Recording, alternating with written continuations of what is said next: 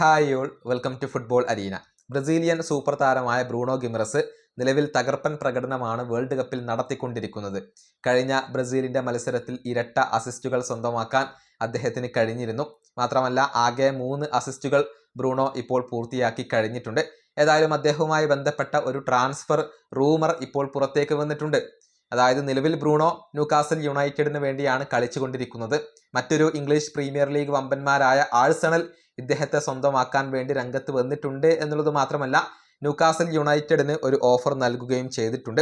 55 million പൗണ്ടിന്റെ ഒരു ഓഫറാണ് Arsenal ഇപ്പോൾ ബ്രൂണോ ഗിമറസിന് വേണ്ടി ന്യൂകാസൽ യുണൈറ്റഡിന് നൽകിയത്. പക്ഷേ ഈ ഓഫർ സ്വീകരിക്കാൻ ന്യൂകാസിൽ തയ്യാറായിട്ടില്ല എന്ന കാര്യം കൂടി മാധ്യമങ്ങൾ റിപ്പോർട്ട് ചെയ്യുന്നുണ്ട്. അതായത് ബ്രൂണോ ഗിമറസിനെ കൈവിടാൻ അവർക്ക് താല്പര്യമില്ല.